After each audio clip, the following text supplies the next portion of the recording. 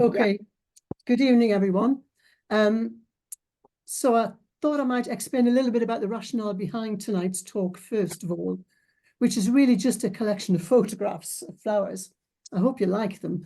But it really started because I originally taught biology, A-level, for quite a long time. And that involved going out into field visits for 2 weeks in the year up in Northumberland, where we would look at many different habitats, the rocky shore, the fresh water, the source of the freshwater streams, the sand dunes, the beautiful orchids on the dune slacks in Holy Island, and many other interesting habitats. But we always found that the students absolutely loved the rocky shore. They loved all the things to do with animals, and they quite liked the orchids. But when we got onto things like the sand dune surveys, they were still interested, but they just didn't seem to get that same engagement as they did with the animal aspects of the field work. And we tried all sorts of different ways to engage them, but at that point, you know, it wasn't digital photography, which has made a huge difference, I think, to the whole understanding of flower structure to beginners. But what we try to do, we try to understand what was really causing the barriers for the students. And basically, I think it's just so many different plants. You know, when you look at a rocky shore and you go into a rock pool, you know, you might find a few periwinkles and different limpets and all that kind of thing, and seaweeds. But compared to what you find in a quadrat, in a sand dune slack, you know, there's no comparison. And of course, many of the names are difficult. They're in Latin and English, and it's finding which ones, you know, should be the focus for them. So there was all that going on. So for quite a long time, I was, you know, quite engaged in thinking of ways to get the students involved. And when I left teaching, having, you know, made some progress, but still not really feeling that plants were ever going to be a priority for many sixth form students, I then was asked to get involved in teaching plant identification for the North Pennines AONB. And they were blocks of 6 hours, you know, 3 or 4 days in the summer. And that really made a big difference because it was also the point at which digital photography was coming into, you know, being cheap and accessible. And what we did was, you know, I needed to think of two things really. How could we get the students to really look and see what was going on inside flowers? Because what I also realized was that the students just can't see what we can see. I think we make so many assumptions with beginners when they're starting to learn, and it just becomes quite overwhelming. And many of them just get switched off before they've really got started. So what we did on this first course was two things really. One was my husband, who's a photographer, would walk the course and just took photographs of the most common flowers species. And we had access to the ONB funding. So we got sheets of the photographs and named them. But also we took lots of close-up photographs of the flowers as well. And that was really the start of a whole different approach to my teaching in flower structure. And over the years, I've developed that, you know, for the last 10 years, really, teaching in Teesdale and working with the Identiplan course.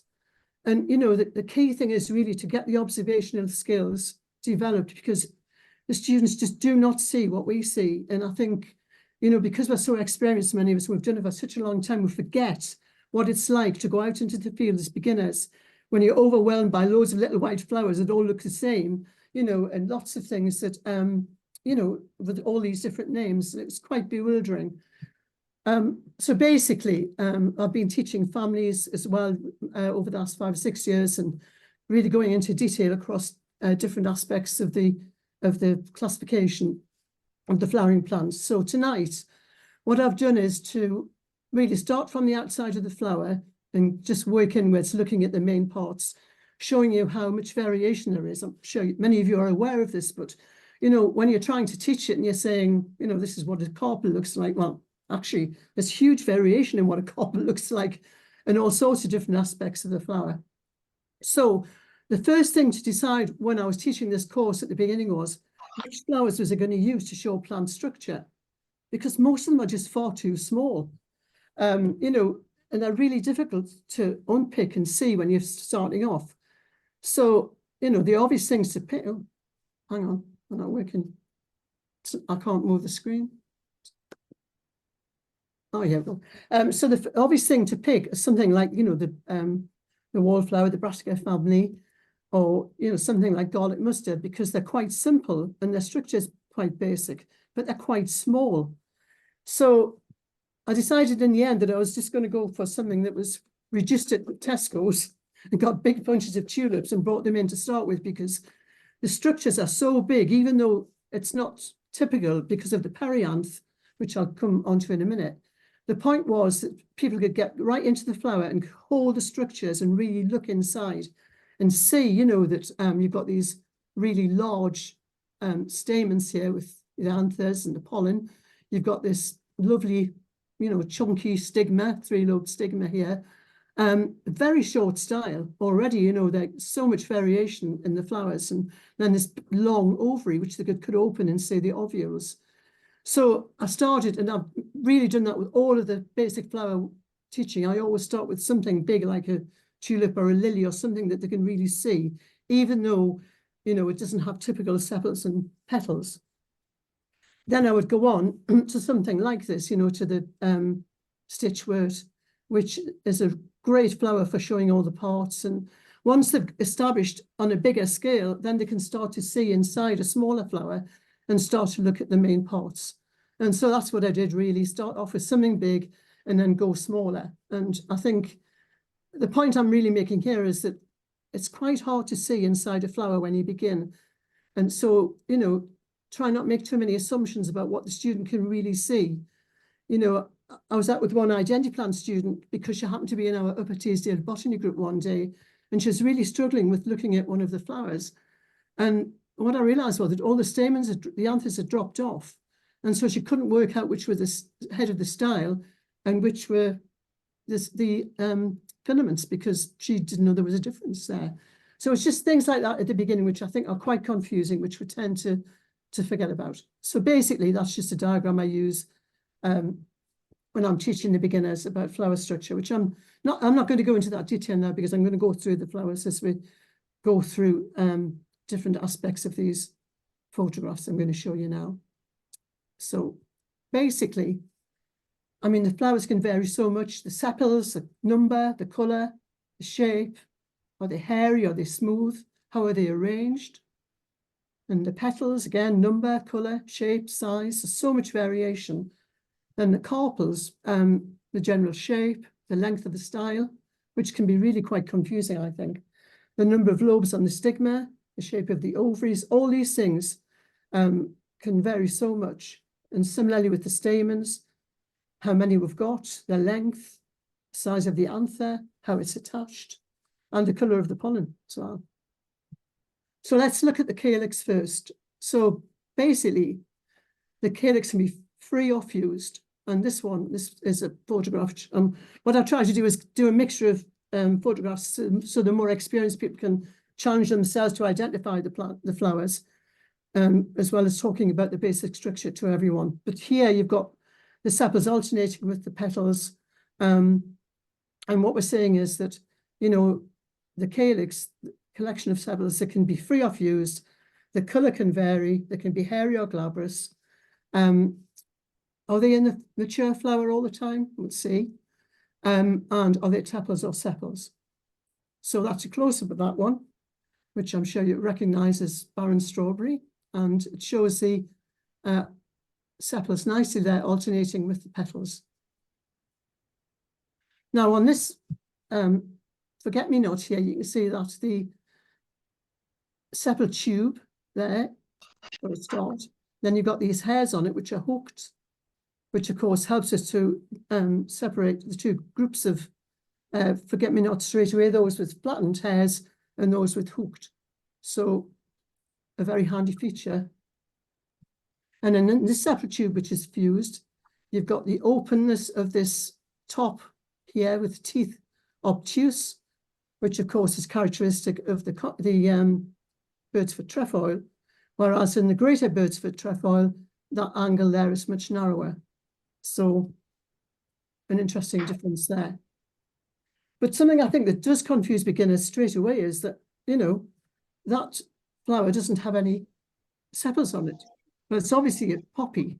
But it hadn't actually occurred to me until I was actually teaching this course that the sepals drop so early in a poppy, you know, and if you're a beginner, you might get that confused with something else, which doesn't have petals and sepals, but has tepals, which I'm going to come on to soon. But again, just another thing to be aware of, you know, the sepals drop early in the poppies.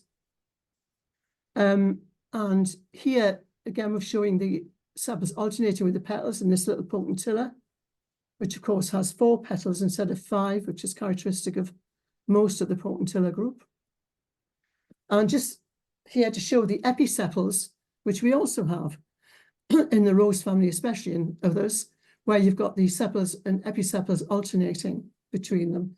And that's just the little carpels which have developed into their fruits and a mature tokentil flower. And another nice example of the sepals and episepals is in the water raven. And here you can see the this lovely close-up here. You've got the sepals and the episepals.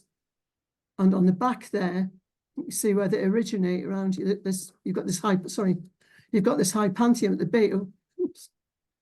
Hypanthium at the base here, and then the sepals and episepals come out around that ring. Sorry, that keeps moving. And I've just put that plant in there to show the water raven for those of you who aren't sure about that flower. And this one in the columbine here, just to show how sometimes the sepals are coloured, and they're called petaloid sepals. And you've got the actual petals with their little spurs, which contain the nectar, the bottom for the insects. I just want to spend a little bit of time talking about tepals. There's a whole group of genes called the MADS genes, which control sepal and petal production when they're controlling flower production. And various genes switch on. Some form sepals and petals, some form tepals. And it can be quite confusing, the terminology, because tepals are primarily used for the monocots, where you don't find petals, you just have tepals which are coloured, and they're not classed as sepals or petals. And you get an inner and an outer ring, usually 3, but it can vary. Yeah, and that's the another one that you look there with an inner ring and an outer ring of tepals. And this is, snowdrop also has an inner and an outer ring, but I've got to say, I think that's just, they don't really look very similar, but they're both classed as the same inner and outer ring tepals there. Now, the petals, again, interestingly, is radial symmetry and bilateral symmetry, which I'm going to show you in a minute. And all the other things can vary, like colour, fusion, lobes, and number. So this is radial symmetry. So those of you who don't know what that is, if you cut that flower that way, you get 2 halves the same. If I cut it that way, I get 2 halves the same. No matter which way I cut that flower, I get 2 equal halves. And that's radial symmetry. Now, bilateral symmetry is regarded as more advanced in terms of evolution. And here, if I cut the flower that way, I get 2 equal halves. But if I cut it that way, I don't. I get 2 different halves. So bilateral symmetry is only symmetrical in that plane. Okay? Now, the shape of petals can vary as well. And this one, I keep bringing the white ones in because I think they're so confusing for the beginners. But this flower here has a little neck here, and then it expands out into the flower. And some of you should recognize that flower, which is Sabulina verna, used to be Minuartia verna, or in the old days known as leadwort. But, you know, looking down on that white flower, you know, I keep saying this, but, you know, for the new people and beginners, they are quite confusing. So explaining things like the petal shape is really important. And of course, a number of petals can be quite confusing because that flower, if you count the petals, you can see they're lobed there. But a beginner might not see that. snow in summer. But certainly in this one, counting the number of petals, I showed a few of these slides to the Gardening Society a few weeks ago, and I just said to them, how many petals do you think there are here? Of course, most of them said 10, because that's what it looks like, because they're so deeply divided. That's wood stitchwork, by the way, there. And there's a close-up which nicely shows the, oh, sorry, it's very sensitive, this, nicely shows the divisions in the petals. Also nicely shows that flower, which is gorgeous, really. I think the campions are really lovely flowers. Look inside them. And then, of course, the colour. And what I should have said at the beginning, but I'll say now is, colour is very expensive for a flower. The only point about a flower for a plant is to pass its genes on to the next generation. That's all it's doing, like any living organism. The main priority for anything is to get its genes on to survive, grow and mature, and go on to the next generation. And so they do everything they possibly can in the world, in the plant world, to get pollinated, form seeds.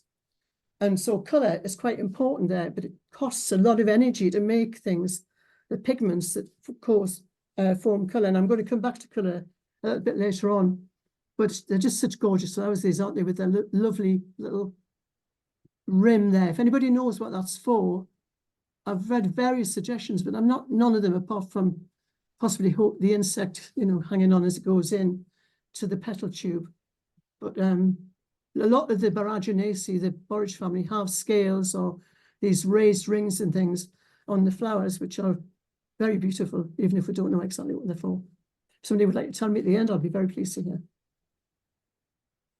And then I've put this in. I'm not doing inflorescences. I just thought I'm going to put this flower in because it's so interesting. Some of you might recognize it. It's got 5 faces. So it's sometimes called the clock tower flower. I think I've got another here. So, you've got 4 around the sides and you've got 1 on the top, or the bottom, top, yeah. And I tried to find a photograph of the whole plant. I just couldn't because it's so tiny. And some of you might know it lives near the, down on the wet parts of the stream sides. Oh, yeah. And it's just a gorgeous flower, but you don't usually see it structured because it's so tiny, but it's exquisite, really, isn't it? I mean, it's not the best focus photograph I've got, but I just think it's such a fabulous flower. And we should be amazed by our beautiful flowers, shouldn't we? Especially in today's world. Okay, so the petals can be fused at the base, form a tube. And again, this is something very common in the zygomorphic flowers, but not the bilaterally symmetrical flowers, but it isn't just there. And this is self-heal. And you can see at the top there, I think it was, yeah, you can see the tubes here coming out of the sepal tube, and there's another one there. And that's rather a nice photograph of the whole flower. I mean, a lot of these species in the Lamiae, the nettle family, and in the other bilaterally symmetrical flower families like, I think I'll come back in a minute. They're so interesting, and they've got so many variations, which obviously form the different genera. And some of them are so surprising when you see them close up, because you tend to look at the inflorescence as a whole. So just to finish off the sepals, I've put in these 2. I'm going to divert every now and then from the structure of the flower to just develop things a little bit. And this is one of those diversions. So that is the water raven. That is the wood raven. And that's the hybrid. So it was quite interesting to see that combination there of those 3 together, GM intermedium in the middle there. So you can see it's got characteristics of both flowers. And they're all lovely, but that hybrid's adopted features from both. Obviously, the shape of the water raven, the colour of the wood raven, And I think there's various intermediates as well. So I'm sure people know more about that than me, but I think there's other intermediates in the range that don't look exactly like that one there. Now, I am going to divert here because I'm going to talk about the buttercup family, since we've just gone through sepals and petals, because I think they're a fascinating group and they're so variable. Now, this here is just when I teach the families, I tend to have a plant at the beginning, which, you know, goes through the key features of the group, which the family, which is what I've done here. And then obviously, as I go through the genera, the different genera, I'll pick out the different features, which put them into a separate category. But generally, there are two worlds in the perianth. Remember, the perianths, the sepals and the petals, a collective name for both. The flowers are actinomorphic, although sometimes they're not. I can't see what I've said here. I think it says petals sometimes formed as nectaries. I can't actually see for the people on the. I've got a line of people down the side, but I'm sure you can read it. Numerous stamens and numerous carpels, which is why it's not a good flower to teach to beginners, because, you know, once you get inside it, it's just got all this stuff going on in the middle, which is really hard to see and quite hard to pull out and look at. And, you know, you really need a microscope. So it's an interesting family. And the reason I think why is because you've got your characteristic buttercups here with sepals and petals. And by the way, this photograph is one by Geoffrey Chater. I don't know, some of you hopefully will remember Geoffrey Chater, who died last month. He's 102, a wonderful botanist who lived in Northumberland, my botany friend, and I just miss him very dearly. And anyway, he gave me his whole collection of photographs of like whole flowers like this one. And that's one of his photographs from Dear Geoffrey. So if any of you know him, I'm sure you'll be thinking about him. Now, there's a creeping buttercup, which just, again, is characteristic. Sepals and petals, they are just the features that make it a species within that, you know, deeply lobed, terminal lobe, stalked. I don't really want to go into that now, it's on the slide. But if you come on to this species, this flower, which I hope some of you will recognize, they don't have any petals. They have what are called petaloid sepals. Now, that means they don't have petals at all, just sepals which are coloured. Now, its course is the Carpel palustris, the marsh marigold, and there's a close-up. So you can see, if you look down at that, it just looks like a buttercup. So if you're a beginner, that's what you think it would be. And you'd be partly right, it's in the buttercup family, but it's not a buttercup in that genus. And there's another awkward member of the buttercup family, which is, as I'm sure you know, this one is the globe flower. This has also got petaloid sepals, but this time it's got tiny nectaries, because sometimes the petals have been modified into nectaries. Now, I haven't got a photograph of these ones, but I'm going to show you a photograph of a bigger one in a second. So you've got two different genera here. You've got the marsh marigold group, you've got the globe flowers, and they both have no petals, but petaloid sepals, coloured sepals. And similarly with the wood anemone, same thing, no sepals.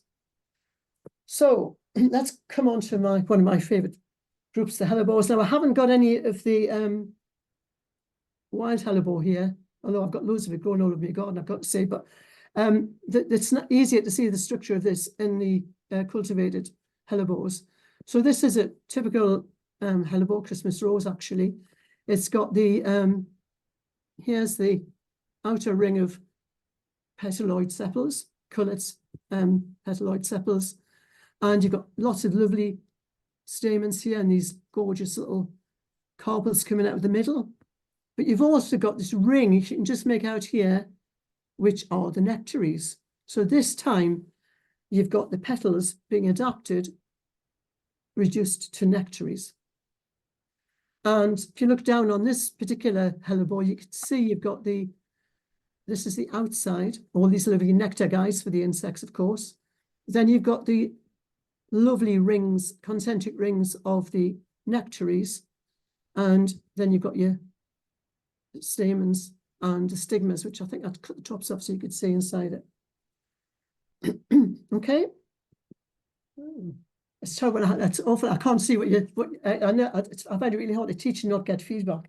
But anyway, I'm used to it now because of Zoom. But anyway, so what I did here was I pulled out all of the stamens, not very well, and I need to do a better version of this, but it does show you these lovely nectaries here, which you can see why where they've derived from petals, when you see that shape here.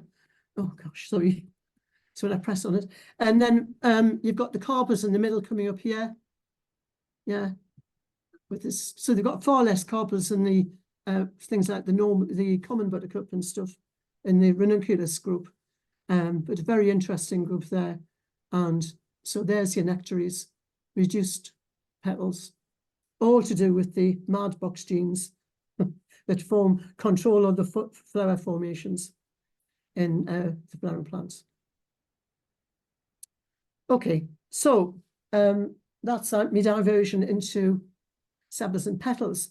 Just to say one thing that I should say really as well.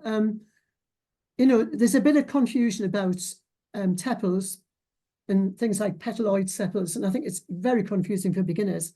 And really, it doesn't make that much difference. You know, you can call them tepals if you want when they're petaloid sepals. If you look in the plant glossary, this lovely one from Q, I think he has a really broad definition, which is quite useful as well, which I meant to write in, but I've forgotten to do that. Anyway, you know, it's quite a flexible term. So the stamens are quite interesting. They can vary in number, obviously, as we know. You can have an inner and outer whorl. You can have longer and shorter ones.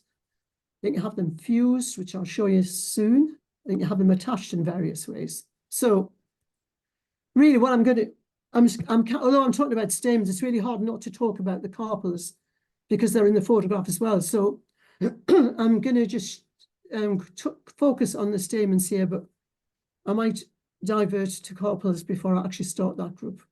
So in the rose family, you've got this big ring here, you know, and, you know, you can be forgiven to be wondering how, you know, they're quite similar in many ways to the buttercups. They've got loads of stamens, they've got loads of carpels, but of course they've got episepals and many other differences. But, you know, when you're just learning, there's lots of things that can muddle a beginner, as I keep saying. What I really want to do, what I'm trying to say really is we need to get far more people engaged in botany. We've got to find a way to do it. You know, the situation is becoming more and more serious in terms of the environment and the crashing of all the rare species. And, you know, it's very heartening that we've got a lot of young ecologists coming on board now because they have to be trained for the farming in protected landscapes to do the surveys. So although for some of them it is their first priority to do the botany, but for others, you know, they may have been interested in other things first, but now they're becoming trained. So it's very heartening to see that, you know, so many young students are coming through that route, you know, ecologists, and some of them are on the Identiplant course. And I see some of them up at Teesdale where they're working as apprentices. So I think that's very encouraging, and we need to keep them on board and keep them engaged, which is why I'm so feeling so very strongly about this. And, you know, we also have a group of people who are more mature and who maybe have retired, and they're also really, really valuable. And they're looking at really recording long-term records and looking at species year on year. So, you know, everyone has a role to play, and it's just getting them all engaged to give them the skills to move everything forward. And, you know, it can become quite sort of difficult to break into that world of botany if we don't keep the door open and keep, you know, a way in for people who are keen to learn, but, you know, just struggle with all the Latin names and all the things we know are a challenge at the beginning. Lizzie, we have a question that's been popped up. It says from Karina, it says, "Hi, I would love to learn more about MAD genes. Can Lizzie recommend any books or resources about this that we could look at?" Yeah, I'll probably the best thing to do is I'll send you some information about there's like ABCD genes, and I'll give you some links to go through onto the internet, some interesting research that's being done on it. Okay. I'm not aware of any books, anything about it, but I'll have a look and see if I can find anything about that as well before I do that. But certainly, yeah, I think it's really interesting, but I'm not an expert on that. Somebody asked me actually last year how tepals formed sometimes and sepals formed other times. Well, actually, I don't know, but it's just this combination of genes, A, B, C, D, I think it is, and say A and B are always switched on, but C might be switched on for sepals and D might be switched on for tepals. So yeah, I'll find out some more information and send that link. Thank you. So here we have one of my really favorite flowers. I just think it's so exquisite, and I find any excuse to put it in really. But you can see it's got these two stamens here with these lovely anthers and the blue pollen. It's also got a lovely little carpel there as well. Yeah, lovely nectar guides. And of course, it's not really symmetrical. It's asymmetrical. You know, if you look at it and pull it apart, but it's not. And I think you should do that very often because they're too nice. And that's wood speedwell, by the way, just because I knew you would recognize it, of course, experts among you. Right, now this one, when I first looked at this flower, I just couldn't believe how amazing it was when you looked inside it. So I was trying to find, I mean, the thing about teaching botany indoors is you've got to do it early on in the season and late on, because the rest of the time you're outside. So I kind of have to find plant material that's about. So my photographs are really restricted to what's around and out early in the year and late in the year when I've been teaching. So this one, I just think it's such a gorgeous flower. And I hadn't realized how hairy and furry the hood was on the top of the, on top of the flower. So this is obviously a bilaterally symmetrical flower. You know, it's very clearly just be cut down one plane. It's got this gorgeous little calyx, bell-shaped calyx, which is diagnostic for identifying some of the species in the family Lamiaceae. And you've got this interesting platform for the insects landing on, and of course down here, the nectar is for the insect to go down, and as it does so, this comes forward, and you can see you've got two pairs of stamens here, the longer and the shorter ones, which are dissected out in the next one here. Are these photographs in the middle? Because mine seem to be high up, Janet. Is that okay? Are they okay? Yeah, that's all right, yeah. I'm just high up on my screen for some reason. So here you can see you've got your shorter and longer pairs of stamens. And look at all, they're all quite furry, aren't they? You've also got your style here, forked stigma. And that was just the nutlets that form, because you often read about these, you know, the four one-seeded nutlets in the base, which you can see there. It's rather pretty. I'll obviously pull the stigma out so you can see it. So just the last anther one, I think, is just the iris, because, you know, that's just quite interesting how they're attached here on the separate parts of the iris flower. So just sticking a monocot in there, really. And that's, I'm sure you all recognize that. This is another interesting flower. This is thrift, showing the multi-headed style and anthers on there. Now, again, you know, it's when I saw this photograph, I had to take a second look myself at it, because I was thinking, what's that? Until I worked it out. I don't know if any of you can work out what it is. You just don't normally look at it this close up, but I did it because of these lovely hooked stamens here with the anthers on the end here. This is rosemary. Gorgeous flower though, isn't it? Yeah. Anyway. Right, so this is just showing you in the borage family how you often have the anthers attached there in a ring. That's borage, I think, and this one's lungwort, which I'm going to do another diversion for in a minute. What I didn't realise, though, until I was reading up on this a couple of years ago, is that this shows heterostyly, different length styles, like the primulas, which I didn't realise. So anyway, this is lungwort for those of you who aren't sure about it, going with one of its cousins there, forget me not.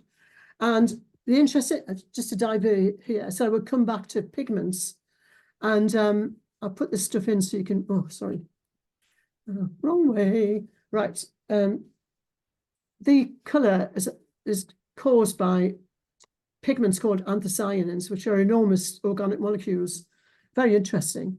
And I mean, the biochemistry of plants is very interesting. They're just, plants are just amazing, I mean, when you think what plants do, they turn like from sunlight and carbon dioxide and water. The whole world depends on that process. I just think it's like a magic trick, photosynthesis. Anyway, I'm diverting.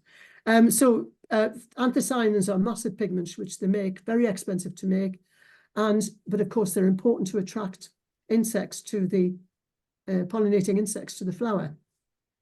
Now, the interesting thing about them is that once, as the flower ages and probably has been pollinated, the colour changes from red to blue because it becomes more alkaline. So it's the same as litmus paper colour in a way. And this colour change is also signaling to the insect that it's not making any more nectar.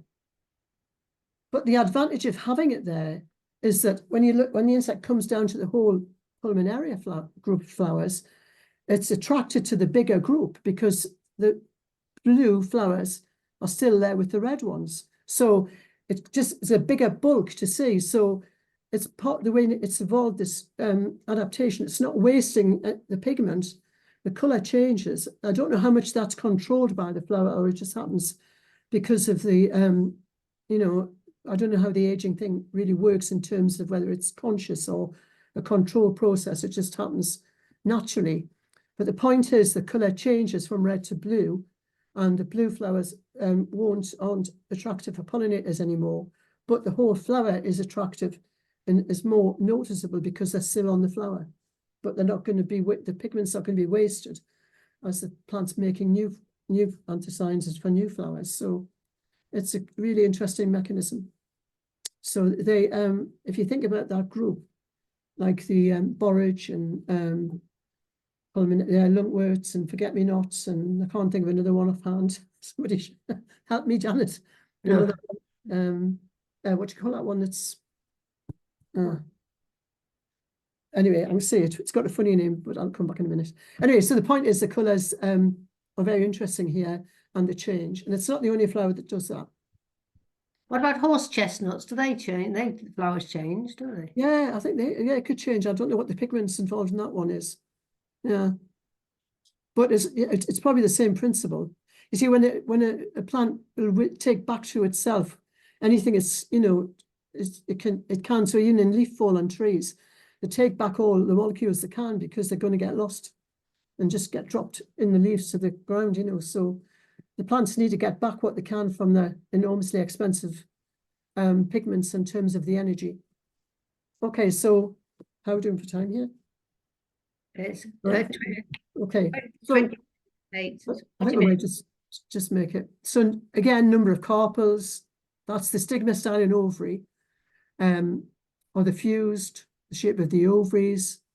I think more importantly for beginners, the length and the number of styles, the number of lobes, the type of stigmatic surface. What's it like on the top? That's a bit more technical, I think. So this is just a nice big fat stigma to look at in the Himalayan poppy out of my garden. Again, just showing the variation. There's so much, and I think that's probably a very short style and a very long ovary in there. Just thought we'd have a look at it, something like a pea flower because of to show the ovary in there.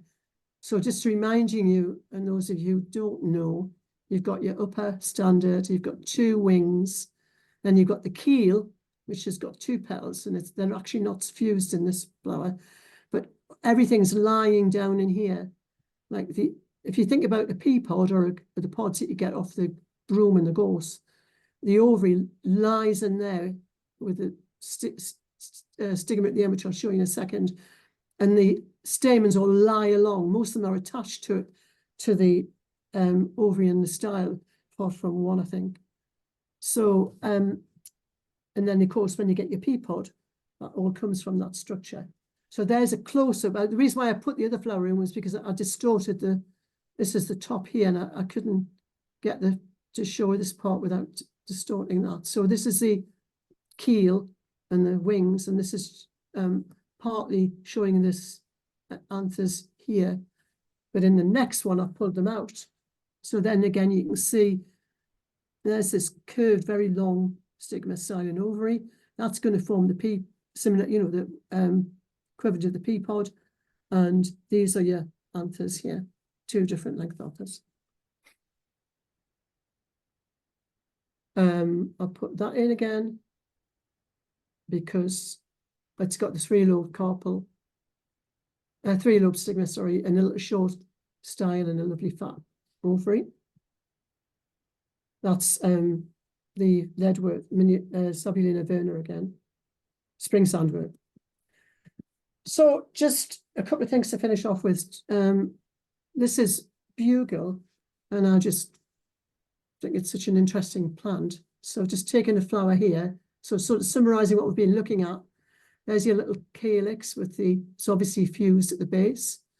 And then you've got the lobes there, and you've got this really long tube, yeah? And then this is actually the top here, and it's very reduced. And these are the side lobes and the lower lobe. And the insect comes down here looking for nectar. So I've taken them out there. So there's your 2 longer and 2 shorter stamens and little fat stamens with little fat anthers. And there's the style there. And that's just a little, not a very good photograph, but it's got the 4 lobed and nutlet in there. And just a couple of things to see what you can think of this. First of all, do you recognise that flower? Anybody? Give yourself a gold star and a virtual Mars bar if you get it right. Because I'm going to come back to that and you're going to tell me what it is, because I don't know. I mean, what the hell's on? This is, of course, Tradescantia.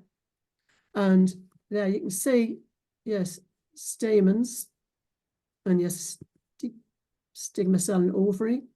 You've got all these hairs here. And all it says in stasis, hairy stamens, hairy filaments. So, I mean, there's got to be a reason for them, you know, I mean, I don't know what it is. And something you tell me, obviously you might think about trapping something, but I really don't know the answer to that. And lastly, something I really had great difficulty getting my head around, but I had these lovely photographs, so I wanted to show you them, and Sonia might be able to expand on this. So this is geranium, and this is a younger flower here with its stamens. These are the this is called gone out of my head. I'll come back in a minute. Marycorp. This is called a schizocarp. Oops. And each one of those is a Marycorp. Don't read too much about that. But basically, what happens is that the carpel has grown up around the style, and when it's mature, it spins back down. This is the stigma here, and shoots out the little fruits and Marycorps at the base. Now when I had these photographed, I was just teaching the geranium family, and I didn't really understand this mechanism, and I still don't think I really understand it properly. But basically, and it does vary if you're looking at the erodiums, you know, the stroke spills or the crane spills, but they've all got some kind of differential kind of contraction of these extensions of the carpel, which shoot back down, and sometimes they spring out these fruits, which then burrow into the ground in the stalk spills. In the geraniums, there seems to be some variation, because this one still seems to, although it's lost its petals and everything, these are the fruits at the base, and it's still got the carpel heads on here. And I think these have got to come back yet and curl down, then they'll shoot off, you know, and disperse. And shall we stop there, Janet, do you think?